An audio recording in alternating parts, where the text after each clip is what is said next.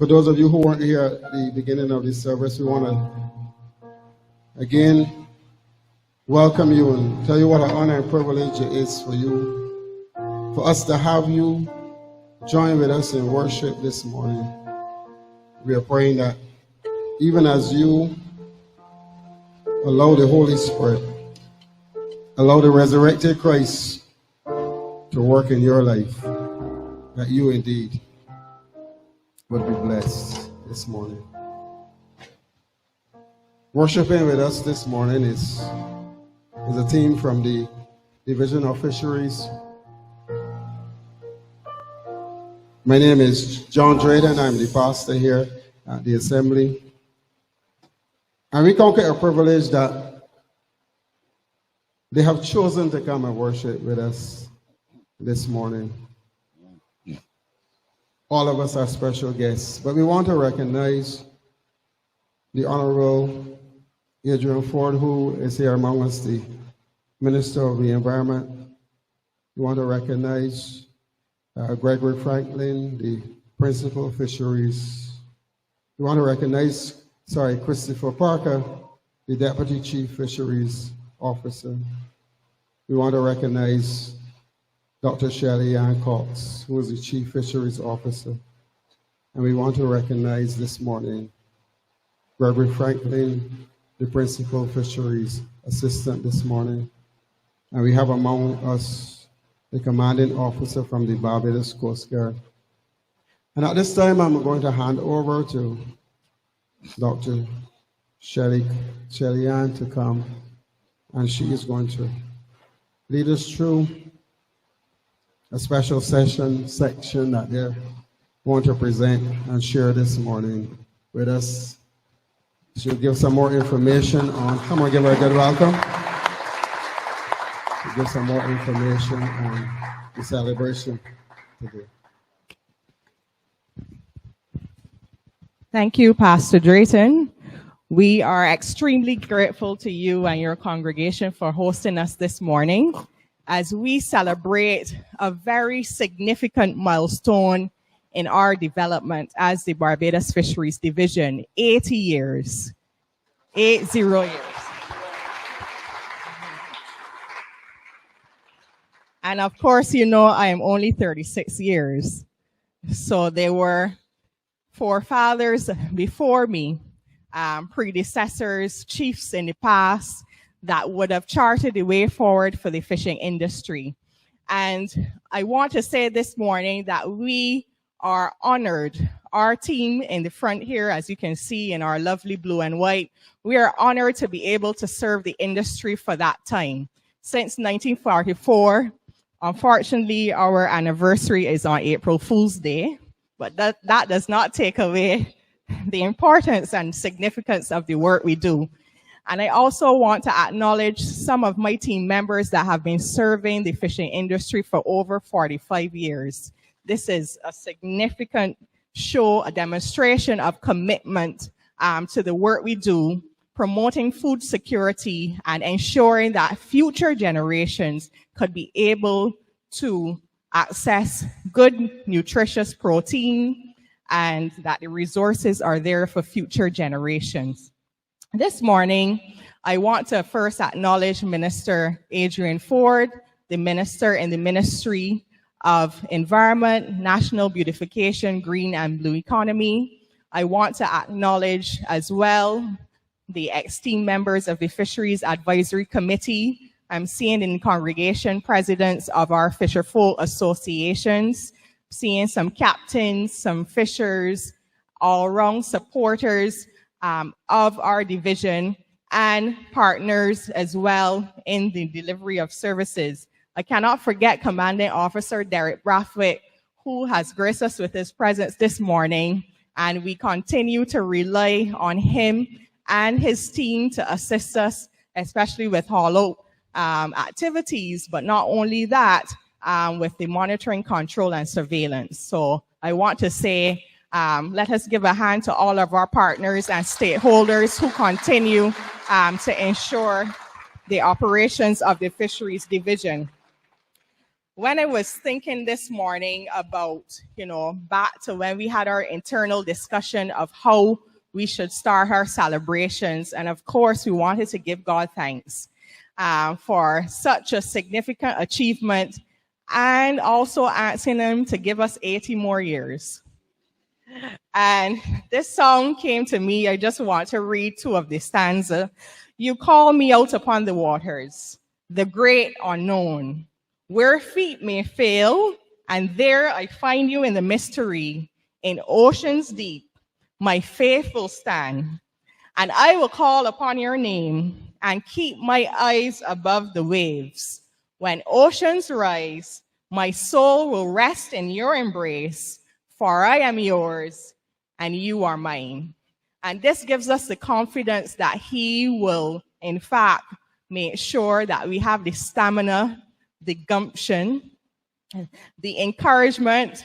Sometimes it's tough to deal with our stakeholders. Sometimes they curse you, and you have to take that because your back has to be broad, and able to stand up to some criticisms. And criticism is good. It ensures that we do our work better. And I will continue to say that our team, I am very proud to be able to work for the fisheries sector. We can't forget how important the fisheries sector is in our national identity, our cultural coastal heritage, and the fact that without flying fish, there will be no image on the dollar coin. Without flying fish, there will be no need for Holy Thursday and getting your fish for Easter. Without flying fish, the arts and the culture. Can you go to any art gallery in Barbados without seeing a picture of a fishing boat or a coastal scene? And this shows and demonstrates the importance. All of the coastal communities, all of those third, fourth, fifth generation fishers that continue to pass down the traditions. And the fact that we are working to preserve this heritage is an important task. And our mission to manage and sustainably develop the fisheries resources for Barbados, and by extension, working with our colleagues in the region to ensure that our fisheries stocks are in fact sustainable. I want to leave you with our motto: transformative, inclusive, sustainable. My colleagues and minister will give you more in terms of the programs and actions that we are delivering.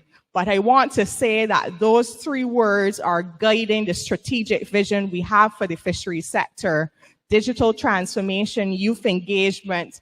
And beyond that, I think that we are setting the course for co-management, working with our stakeholders towards building the fisheries industry that we wish to see. I welcome you again. Thank you so much for coming.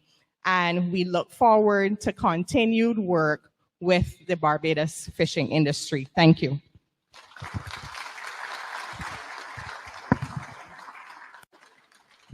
I want to invite Deputy Chief Fisheries Officer Christopher Parker to deliver the historical summary of the Fisheries Division for us.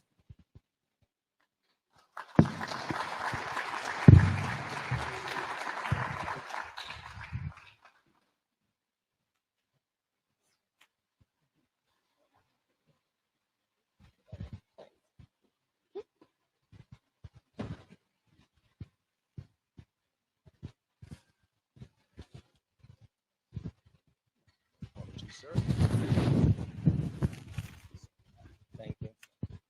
Okay, thank you. Well, good morning, ladies and gentlemen, and first of all, happy Easter. We're very grateful to be part of your celebration and to celebrate and commemorate the 80th anniversary of the formation of the Fisheries Division. So my task is just to go through a few highlights of our history. And basically, you could say it started with the 1937 riots in Barbados that revealed the dire conditions that Barbadians were living under at the time. Was somebody to be advised? Oh, no. I had a PowerPoint presentation, but I gathered somebody would be advancing it.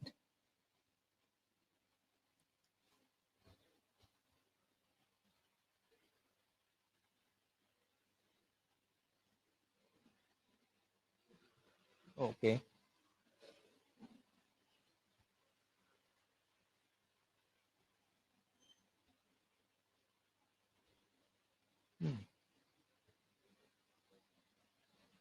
Okay. Oh.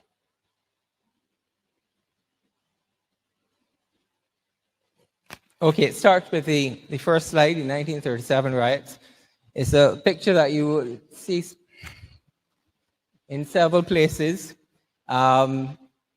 It's I don't know, it's a very popular picture to show the rioting that occurred in Barbados in Bridgetown. Now, as a result of the riots, the British government responded by establishing, next slide please, a royal commission under the chairmanship of Lord Moyne. And their role was to examine the reasons for the poor social and economic conditions and to identify ways to remedy them. One of the most pressing needs identified was food security, especially access to protein. Barbados needed to be more self-sufficient in food production, and the fishing industry was identified as a means to achieve this goal. But the industry needed to be developed and properly managed. A British fisheries expert named Dr. Herbert Brown was sent to the island to assess the industry and recommend how best to develop it.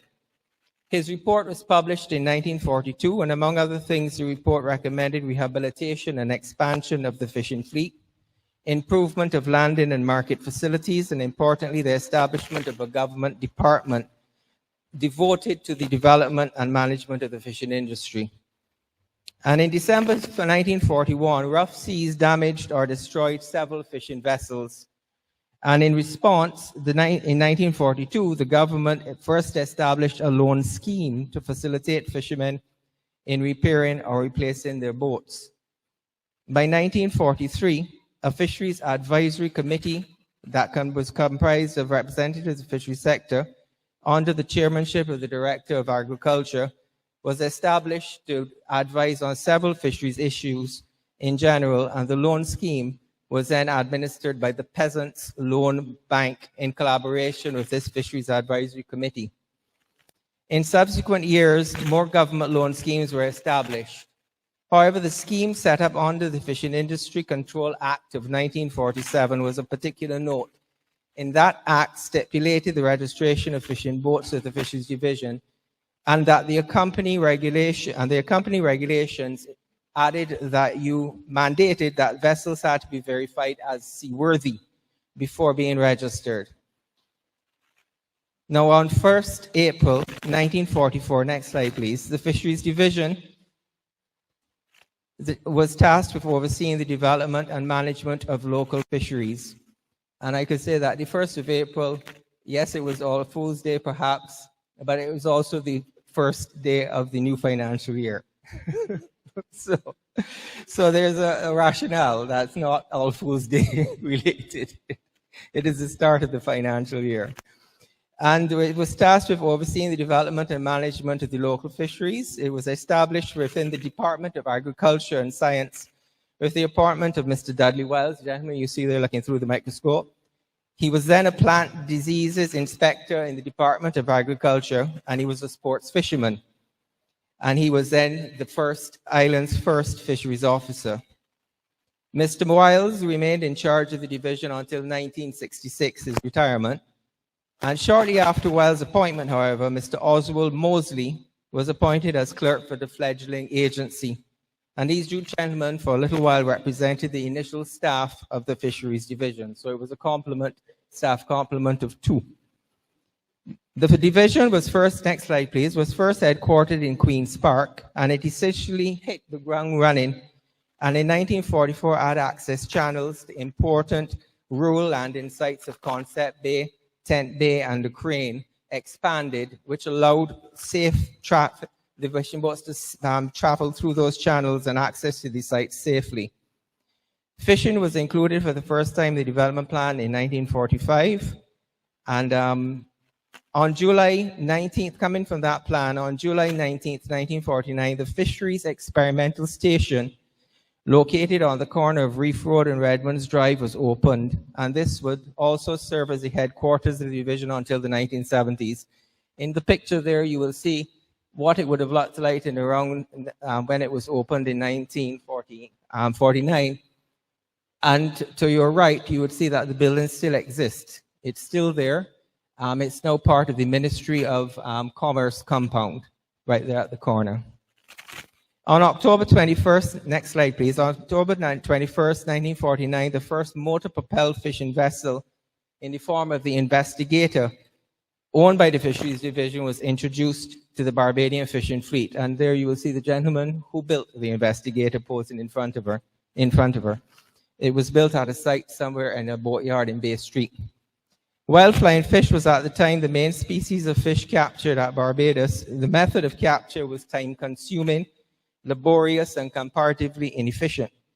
And it involved, next slide please, drawing the fish to the boat by the use of chum, oily chum in the water, and then removing the fish with a hoop net.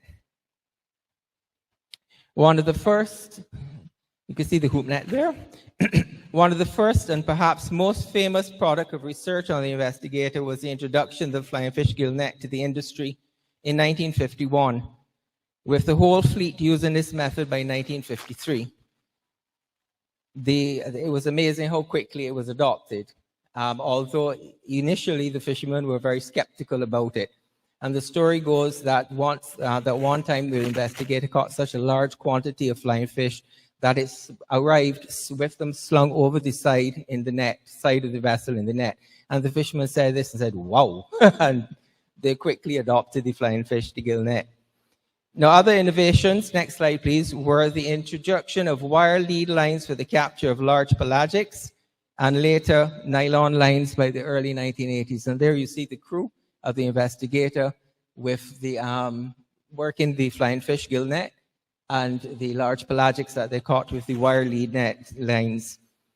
Now, while the loan schemes were invaluable in increasing the fishing fleet by both bringing dormant vessels back into service and adding new vessels, the vessels were still the same dangerously designed sail type, next slide please, that were in use for centuries.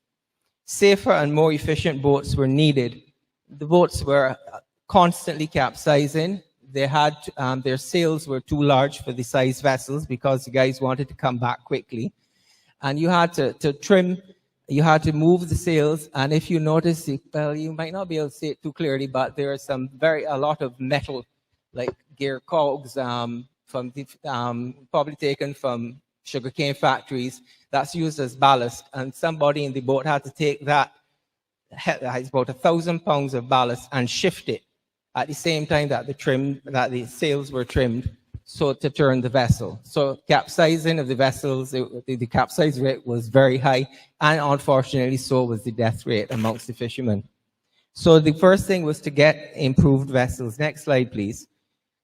And although loans for motorized vessels were made available under the 1952 Fishing Industry Act, which replaced the Fishing Industry Control Act of 1947, the division was keen for motorization, but fishers were more skeptical. As I said, fishers were, very cautious. They did not want to trust going out in a motor.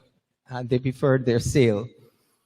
So still wanting to introduce a safer vessel, the services of retired marine architect Robert Calvert was utilized in designing a sailboat that, among other features, had over 1,400 pounds of ballast, scrap iron and concrete bolted onto the outside of the keel, thus reducing the weight of ballast that had to be moved.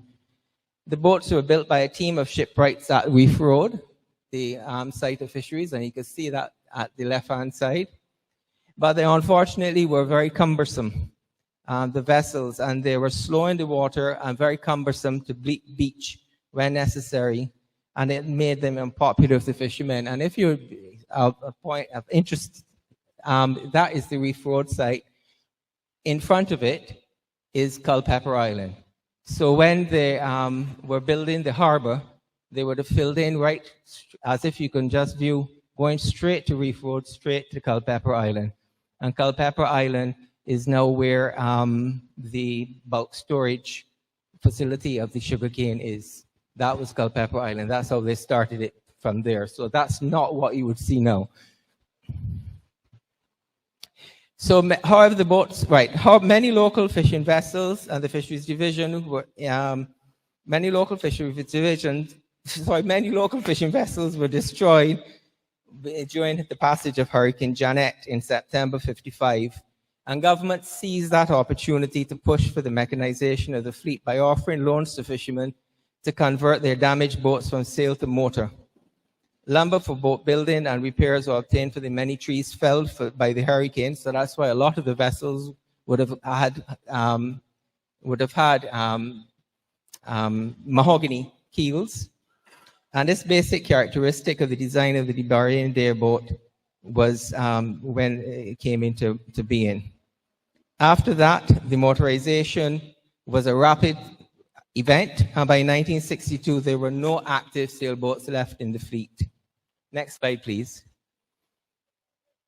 Now, in addition to actually repairing the engines, the division also offered fishers training in engine maintenance and how to make their emergency repairs themselves. The next major step in the next slide, please, in the development of the fleet was the onboard storage of fish, of the fish catch, icing of the catch at sea. And this was basically undertaken at the grassroots level by John Harding, who was an enterprising St. Philip fisherman who received much of his training as one of the boat builders at the Fisheries Division Reef Road site. And in 1974, Harding was the first to install a small ice box in his boat Super Test, and in the process pioneered the era of the Barbadian ice boat. Other pivotal events in the development of the local fleet included the introduction of the first large custom-built boat in 1976 and locally made fiberglass hull. Next slide, please. And the last major revolutionary development for the local, well, we'll deal with that in a minute. In 1949, a creeper tractor and winch was located at Tent Bay to assist in the haul-up of fishing boats. This marked the beginning of the Fisheries Division haul-up service that now services a number of sites around the island and importantly offers emergency haul-ups, for example, on the approach of storms, etc. Next slide, please. Through the work of the division, in 1946, the first improved market devoted to the sale of fish was opened at Cheapside in Bridgetown. I don't know if many of you all would remember that galvanized building that was Cheapside Fish Market, where we are actually, the site of the Fisheries Division office is now on that site. And 4 purpose-built fish markets in place of the traditional fishing hubs of Bridgetown, Oyston, Speightstown, and later Bay Street were built. The fisheries, next slide, please. The Fisheries Division then oversaw the construction of a number of fish sheds, including at Concept Bay, and it's pictured here, which have since been converted to markets. The most recent example being Pile Bay. Next slide, please. Vessel inspection to ensure seaworthiness and that vessels took appropriate and sufficient safety equipment to ensure the safety of the crew became and continues to be a crucial task of the Fisheries Division. Now, the management of sustainable development fisheries is multifaceted and a dynamic process, and as such, continued improvements in the management areas is critical, and it is important to detail, and while it is impossible, I'm sure everybody's glad to hear this, to detail everything that occurred since then to the 1980s, we'll fast forward to the present. And these developments that have occurred over the last couple of years include the development of a fisheries management policy finalized in December 2022, revitalization of a number of fisher folk organizations to facilitate stakeholder consultation, and necessary legislative reform, including the development of the Sustainable Fisheries Management and Development Suite of Laws. Next slide, please. Next slide, please. Okay, that seems to be a little bit, but that is what the sites are at the moment. Oyston's developed in 1983, and our Bridgetown Fishing Complex to the right. That's where we are right now, after further developments during the period. Next slide, please. Okay. It seems to be different. That is a picture of the Fisheries Division, the building, and that is our staff of what we consider the renewed Fisheries Division. Next slide, please. And that is what I was thought earlier, the suite of sustainable fisheries legislation. As you can see, there's a lot of legislation, and I have to go, I think. Next slide, please. Very quickly. Data collection has improved. We've entered the computer age, where information is now collected in the field on tablets. Next slide, please. And we have installing tracking movements of our fleet through VMS and remote tracking by cell towers. Next slide, please. And we have recognized that the fisheries is not siloed. It is part of a bigger picture, the blue economy. And that's why in 2018, the Fisheries Division was positioned under the Ministry of Maritime Affairs and the Blue Economy, and since then it's been the Ministry of Environment and National Beautification. And in this context, we are part of the process of developing a marine spatial plan. Next slide, please, which is an easy one. Thank you. Happy Easter. I'm sorry for if I went a bit too long there. Thank you.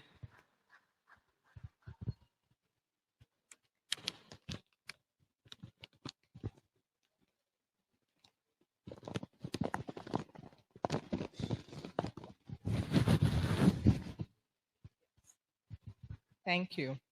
Thank you, Chris, for that historical summary. We're looking forward to the book where we'll be able to read the whole narrative, and he has promised us to release it on World Fisheries Day in November. Just before our minister gives some remarks, we wanted to surprise him, and I'm going to welcome the A-team on the stage. We're going to sing the song Goodness of God as we celebrate 80 years.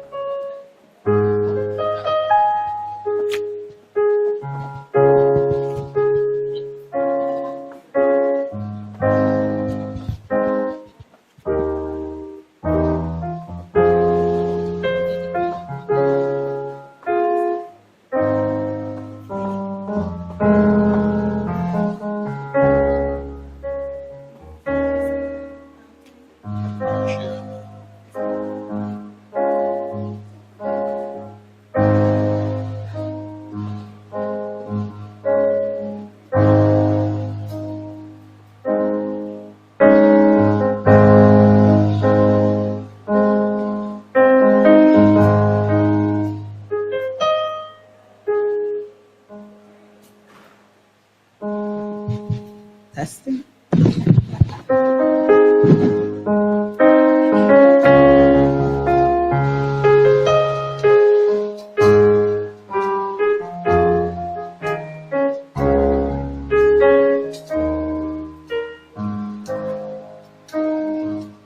I love you, Lord. Lord, your mercy never fails me. All my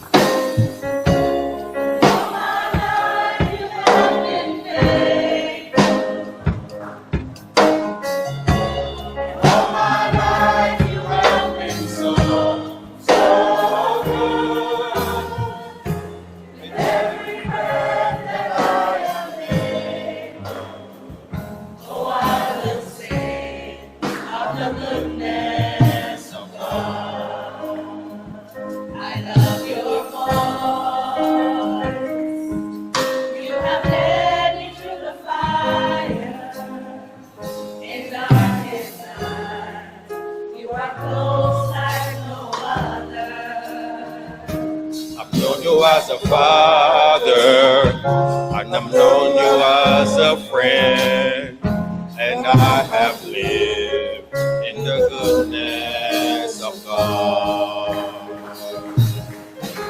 And all my life you have been faithful. And all my life you have been so good. With every breath that I am able, oh, I will sing of the goodness of God. Your goodness is running after me. Your goodness is running after me. With my life laid down, I surrender now. I give you everything. Your goodness is running after me. Your goodness is running after me. Your goodness is running after me. With my life laid down, I surrender now. I give you everything. Your goodness is running after me. And all my life you have been faithful. And all my life you have been so good. In every breath that I am able, oh, I will sing of the goodness of God. Oh, I will sing of the goodness of God. Oh, I will sing of the goodness of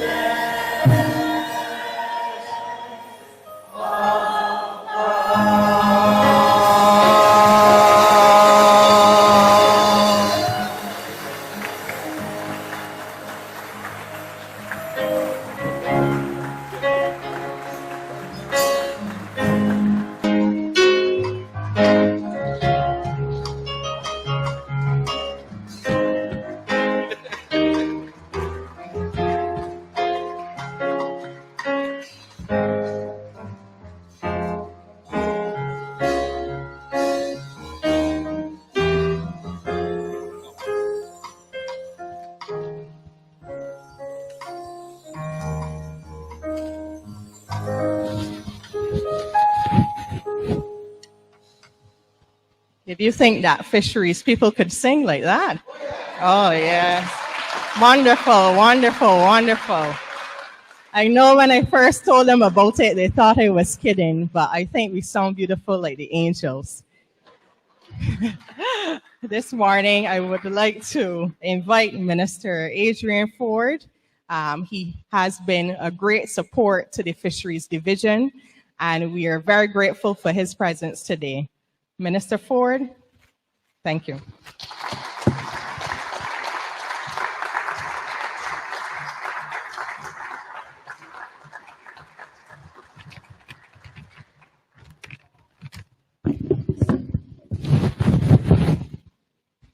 A pleasant good morning to one and all.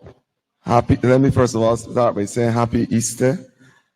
I don't know, Shali, what you did to me this morning. It is now an odious task for me to say anything. I heard you all sing. You have made my job very difficult. Give them another round of applause. But again, let me say a pleasant good morning and welcome, especially those visitors, to the Envelope of Christchurch West Central, the beautiful constituency of Christchurch West Central. I want to say that we have an open arms policy to all and sundry, and not only an open arms policy to the environs of Christchurch West Central, but to the one and only church that we worship at and celebrate this 80th anniversary, our church here today. And I want to say today, I want to thank the pastor, and all those persons who would have made it possible for us to be able to say that we are now an octogenarian of an institution, 80 years strong. And we are hoping that someday we will be celebrating our centennial anniversary right here in this worship place.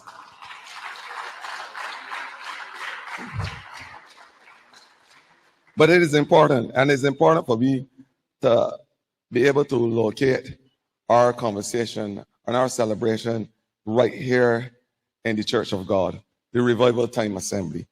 And why is that important? The book of Matthew 13 verses 47 states that, like heaven will throw a net in the same way that our fishermen will throw down a net. And when that net goes into the lake, it would capture both the good and the bad. And we know what happens in the fishing industry when we capture the bad. The bad is discarded. And invariably, the metaphorical language that is being used in the biblical reading from the book of Matthew is that those who are not structured, those who are not saved, those who are not living the righteous life, will be not part of that net which takes you back to heaven. You'll be discarded, just like the fish that is of no use. And so it is for us today to draw reference from the book of Matthew 13, verses 47, and to say, just like the good fisherman is able to discard, when we are not doing the right things, we'll be discarded. So there's a lesson for all of us today to start doing the right things. And there is not and never a wrong time to do the right thing. I think that is the most important thing that we must understand and appreciate. There's always the right time to invariably do the right thing. In the same way that the fisher folk would understand and appreciate that there's a right time and a right season for casting that net and to be able to capture that bounty. Likewise, I'm saying to you, when that net is thrown on Judgment Day, you must become an important and essential part of the bounty that will be taken to heaven. And that is my word for today in terms of scriptural word. I'm happy to be here as minister responsible for green and blue. I started with the green economy, and the Prime Minister understands the importance of amalgamating the two. And some will call it, if you are operating in the color spectrum, the turquoise economy, because it's a perfect blend of the two. But Chris alluded earlier to the fact that you must have an unsiloed approach to what we do in the fishing industry. What happens in the land space invariably affects the sea space. And so there's a lot of things that must amalgamate itself with the fisheries division. What happens with the coastal and coastal infrastructure? Very important to our fisher folk. What happened in terms of the pesticides with the agriculture sector? Very important. And in terms of the survival of our fish stock, our reefs and our corals and the restoration of those things, very important to our fish stock. So we are not operating in a silo way ever in the fishing industry. We started the whole idea of having a structure, a construct for the industry out of the 1937 riots. An adversity. And today I want to say 80 years after, the fishing industry is on the cusp of being one of the most successful industries in Barbados. And I want you all to give yourself a round of applause for the hard work. And we have transitioned from an era where, if you want to look at it in a figurative way, where we were driving the Austin Cambridge, and now we are driving the BMW in the fishing industry. We have married in a special way technology, the science, new approaches. You heard about the new fisheries management bill that will be laid shortly in Parliament that will capture all the essence of the fishing industry. We have said to the fisher folk, we will walk with you in this journey in partnership. We understand the importance of partnership being an important cog of sustainable development. It must be integral to the survival of any industry. And when we say that the Sustainable Development Goal 14 which speaks to life in the ocean and how we treat the life of the ocean, that by 2030, we are going to realize this dream. When we say so, equally, we are not acquiescing to the United Nations General Assembly's call. We are acquiescing to the Bajan call, the Bajan fisher folk call. The fishermen that are saying to us, we want to be an integral part of an industry that started out of adversity, that started out of a situation where our lives were threatened. And I say, we responded by creating an industry to help feed those communities and families that were in dire straits. And I want to say that it was a noble venture then that was created out of a situation, and that noble venture today is feeding the lives of a lot of people in Barbados. And I'm sure when you leave this all-important service, a lot of us will go home and eat some of those same fish and enjoy it too.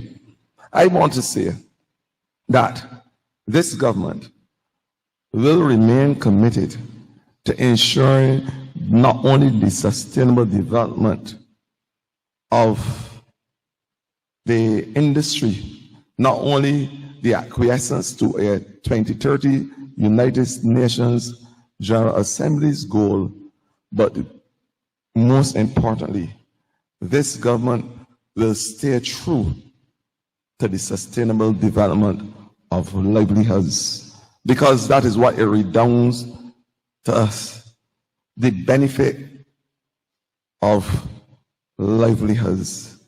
And that is the most important thing, how we will ensure that the fisher folk have a tangible stake in this country.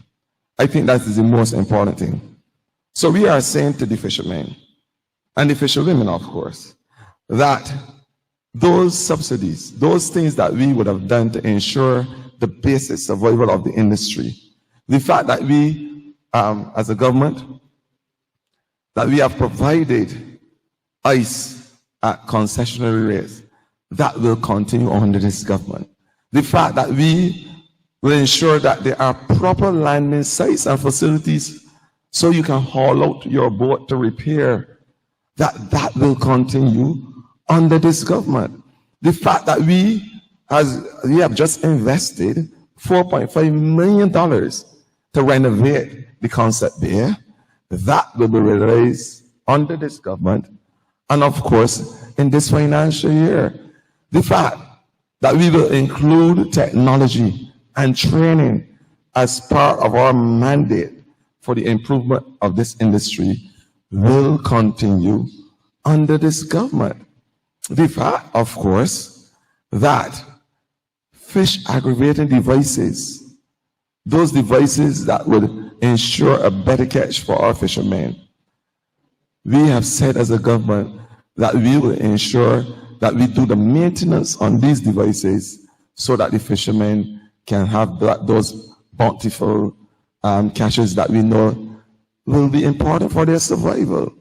The fact that the markets must have the conservational mechanisms so that not only the fisher folk life will be improved, but we'll be able to conserve on those things that affect costs. For the harvesting of water, for instance, the water-saving devices, the fact that those markets will have the photovoltaic energy sources. Those are the things that we are doing to ensure the survival of the fishing industry in a meaningful way. And I want to say to the fisheries officer, our new fisheries chief, there's a saying that, and I will close by saying this, because I have recommitted the government to do all these things for the fisher folk. All we are saying is that it takes two hands to clap. And invariably, in the same way that government is reaching out with one hand to say, we have your back in terms of the fishing industry, we are saying to you, there are certain things that will always remain a no-no in the industry. For instance, we will not condone overfishing, because the very survival of species is important to us. We will not allow or tolerate the destruction of biodiversity, that important way of life and that symbiotic way of life in the ocean. We are going to ensure that that is not destroyed by our fishing activities. We have said already that we will not do anything to damage our coral on our reefs. And that when there are certain endangered species identified by our biological diverse section after serious management studies, that we are going to ensure that those species, whether it is the hawksbill turtle or the sea eggs as we know them, whatever it is, we are going to ensure that legislation is there to protect the fishing industry. And I'm saying to this fisher folk, you have respected so far the ban on our sea eggs. And I'm saying that in order for us to have the relationship that we need, there must be respect across the board. And so when we come with certain legislation and there is a need to have certain mandates put in place, we are asking you to respect those mandates as well. I want to close by saying that and to thank every single person involved in the industry. I want to thank especially those good people that are sitting patiently enjoying our celebrations this morning. The good people of the revivals service and the assembly. I want to say thank you for having us this morning and opening your arms for us to become part of your worship. We are truly grateful for your hospitality this morning. I want to say, finally in closing, I said that 3 times. But in closing, you know, they say that a politician, they go on and on and on and on. Sometimes I often wonder because when I became minister in 2018, a little child told me, "Wait, you are a minister? That means you are a priest then, because my go church, they call my priest a minister. So therefore you're a priest." I says, "Well, you couldn't want a better minister of the crown unless you have one that is a minister of the crop as well." So I think that's what we call the perfect gamos there. But in closing, I want to say that there's a saying, an old axiom, that speaks to the fact that if you want something said, I am saying so, respecting the fact that genetically there are a lot of XY chromosomes in here. But there's a saying, I think Margaret Thatcher said it, that if you want something said, you call on a man. And when you want something done, you call on a woman. Well, we have called on Dr. Shadian Cox to do the good for the good people in the fishing industry. I want to thank you. I want to ask you to enjoy the worship with us and have a blessed morning. Thank you.